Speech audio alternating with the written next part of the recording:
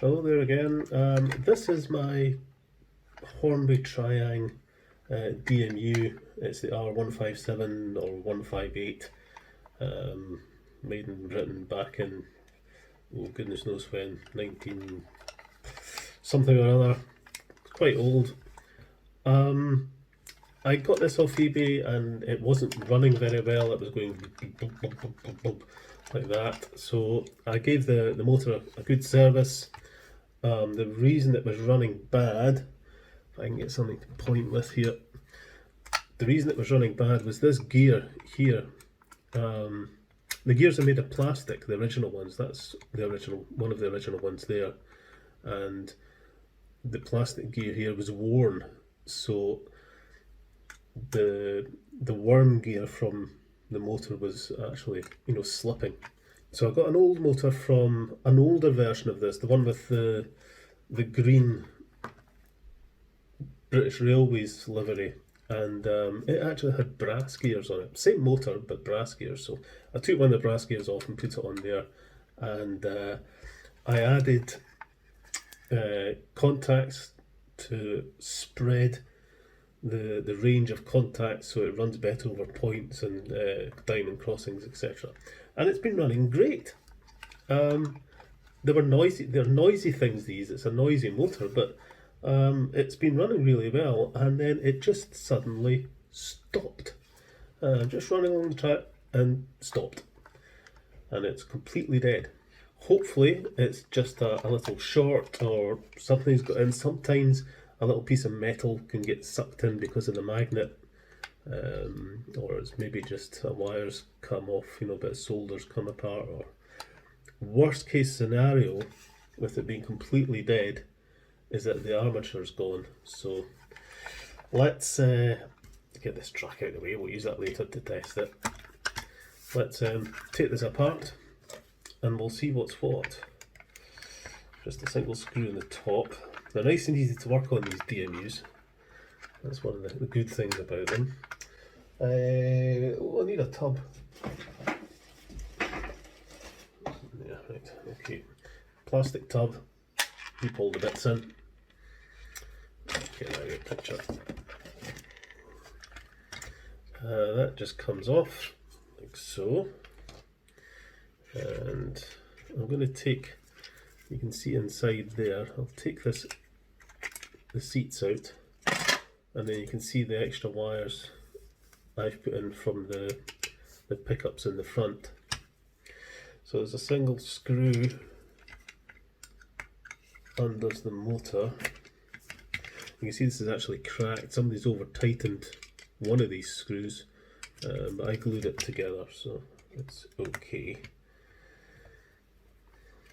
I mean, it's just a screw going into the plastic. You would have thought, there should be some kind of washer or something over that, but I don't think there ever was. So you do that, and then normally the motor would just pop out, but because I've got these extra contacts, I need to be a wee bit careful. Let's get this round so you can see. So there is the motor. So I'm looking at it, and I'm not seeing anything that would obstruct. And the motor turns. Let's just get the track, put this on.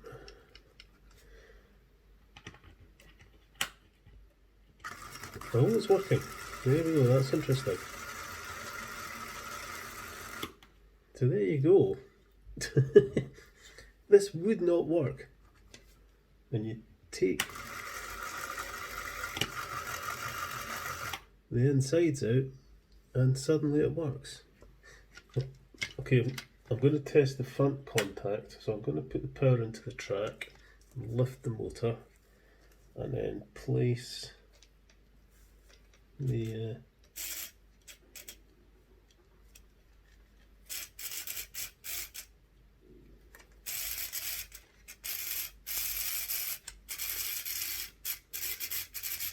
is that intermittent? It is. That's interesting. See, that's not working now, so there is a problem. That really should go. There you go.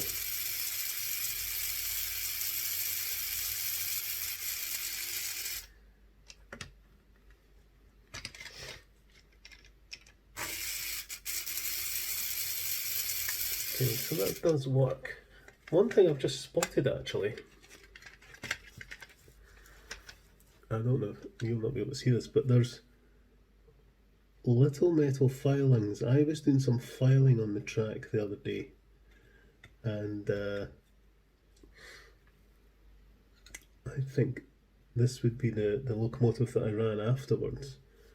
So I was having a couple of derailments, and I think this has sucked up some of the metal filings. I wonder if that's what it is. So I think what I'm going to do, just to be sure, because there has to be a reason why this stopped, even though it's working now, there has to be a reason why it would stop. So I'll get this track out of the way, and we'll take this apart. So these old motors, noisy old buggers, but they're very well made, as things were in those days, and quite easy to work on. But yeah, there's little metal filings in, so I think we just need to take this apart and give it a good clean out, because if any metal filings have got into the magnet next to the armature, that would potentially cause a bit of a problem. So we take that screw out and we'll lift that top off, and you'll notice I've got a neodymium magnet in there. The old magnet was pretty much dead, so I put a neodymium in. The neodymium magnets are ridiculously strong, and I've found that they work well in some locomotives but not in others. I've put them in my Flying Scotsman, my IVIT class, and they work really well. I put them in my class 37 diesel, and the thing ran just horrendously. It's really bad. Right, what am I looking for? Marker pen.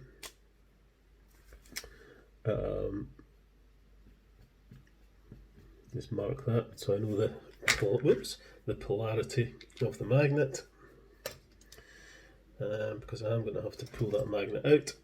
Pulling these neodymium magnets out is I mean, you can see that they are so strong. They're hilarious. Come on, let's get a grip of it. Nah. I need my pliers. Where are my pliers?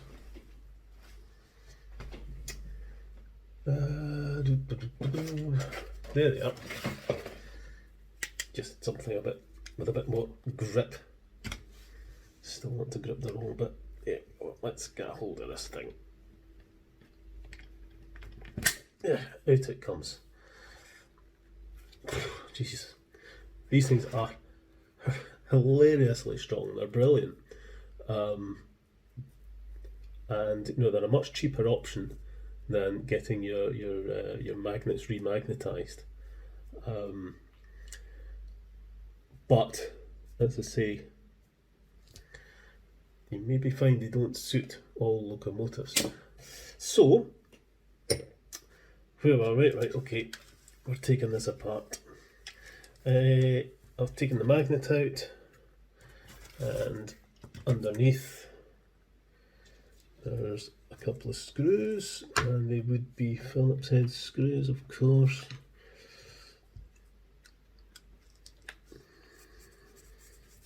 Here's a tip for you. Screwdrivers.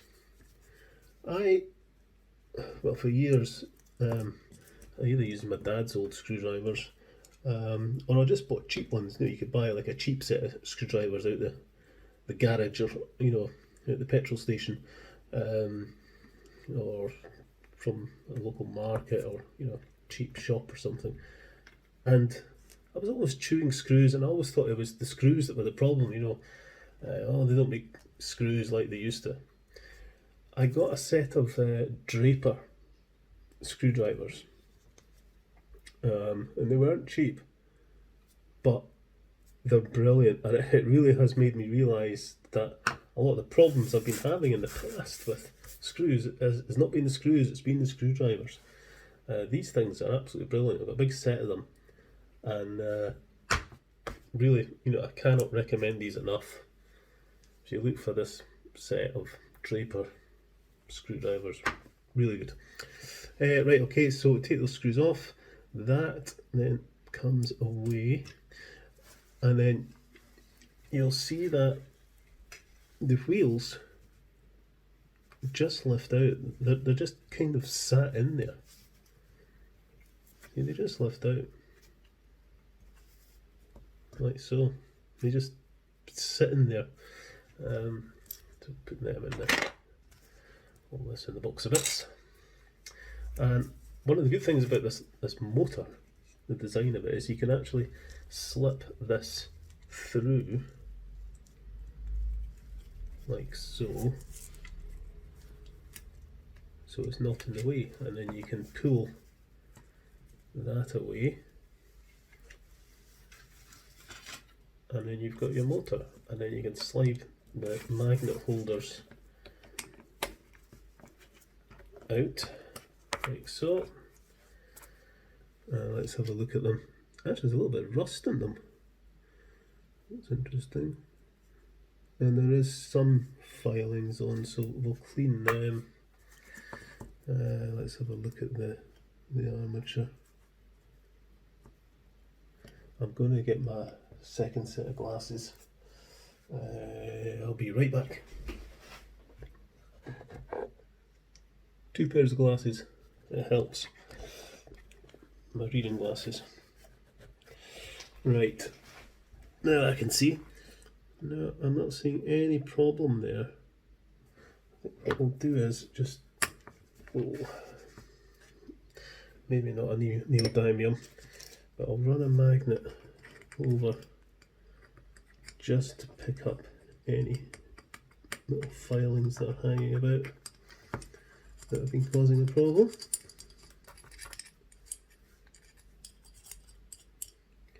And I have these brushes that came with my airbrush, but they're fantastic for cleaning all the wee nooks and crannies in these locomotives. So you can see there is quite a bit of dirt on the paper coming out there, but I mean, you expect that because I've been running this locomotive a fair bit recently, even though I just serviced it. You can see the commutator is actually quite clean. While we're at it, I'll clean the commutator, use fiberglass pen for this. So say that was not dirty, but I'll give it a clean anyway. So they're clean. Just going to have a look at the brushes. Yeah, the brushes are fine. I'm just giving this bit of copper clean. Okay, we'll put this back together. I don't think there's anything wrong with it. I just think it's maybe just a little bit of dirt, and maybe just something to do with the contact of that piece of copper.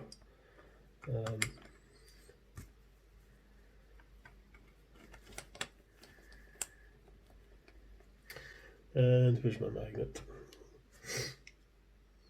I hate putting this in because it's, you actually have to be careful with these things, because I did actually quite badly nip my finger with them before. Okay, I'm actually get a hold of it. Like wild horses, these things, you see this one, it just snaps in. Okay, that seems to be in the right position. So, slip this through, like so, and we put the wheels in. You'll notice the wheels have, one of them's got serrations, little grooves around it, and the other one's smooth. I think the idea for that was to try and improve traction, stop the wheels slipping on the rails. But I think, to be honest, all it really does is make the thing noisier than it should be. So, but that's the contact wheel, so that has to go on the side where the contact is. Right, so that goes there, like so. And let me make sure that's there, that's there. Get the screws for that. Okay, I've made a schoolboy error here. I've put the magnet in when I shouldn't have done. So I'm going to have to pull it out again. Oh, Jesus. Right, okay. Get a grip of it and yank it out. Right, okay, because I've got to fit this in first. Stupid idiot. So this bit goes through. So, and then sits down there, and then the brushes either side of the commutator, and now we have to put the magnet in. So brace yourselves. Boom, there we go. So once that's there, we can put this top on, make sure it's the right way around.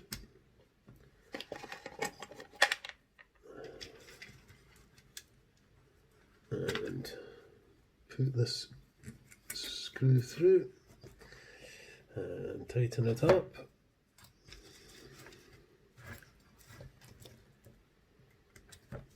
There are plenty how-to videos on how to service this motor. There's a few guys that do perfectly good videos of how to strip it down, so this is not a demo of that, but maybe it was helpful to you, maybe it wasn't. Right, okay, so this then just goes, being very careful with those wires, goes over there, and put that screw in. Okay, so let's put the test strip there. So this should, in theory, work if I just put the front bogie on. And it's not going at all. See, it's dead. And this is what it was doing before. So cleaning it hasn't solved the problem. However, I suspect it's something to do with that copper contact.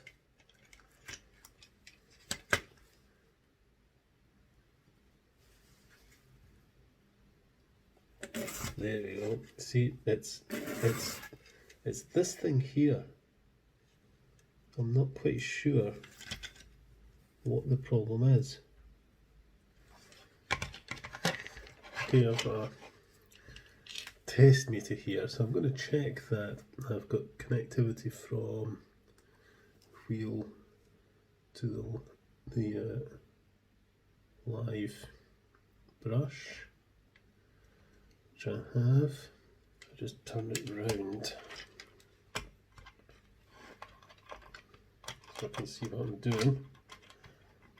I'm just going to check between the negative pickup wheel and the brush. So there is power going through.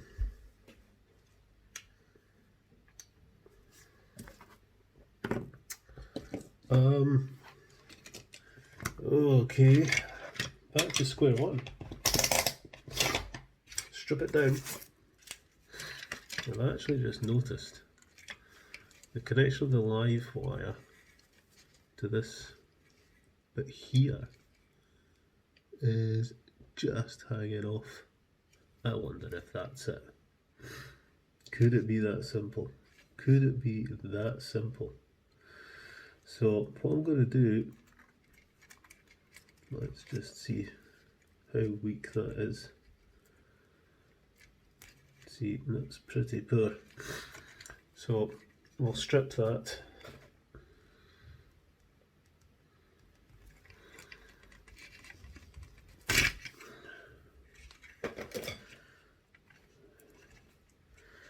and you shall resolder it. Okay. Let's turn the end of the solder. I haven't tinned the end of this wire, I should have done. Let's just see if we can get a lot of solder to take on that.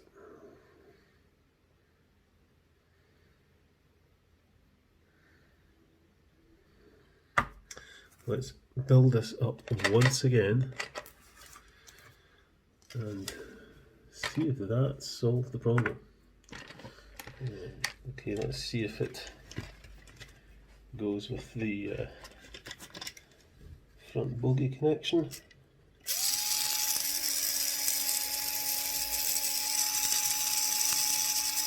I think we had success. So, I think what the problem was, we had a bad connection with the live wire there.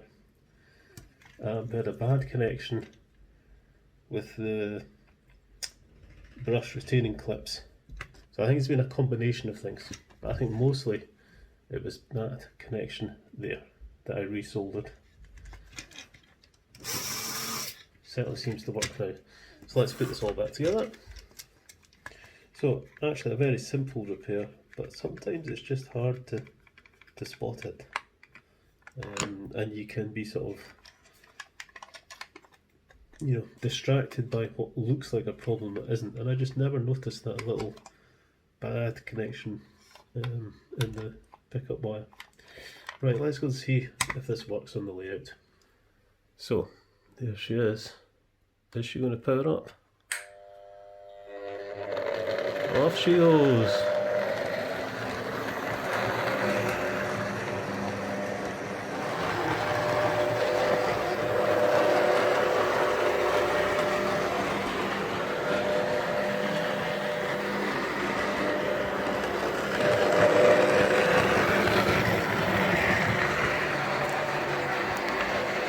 So, that took a bit of time to do, but she's working fine now.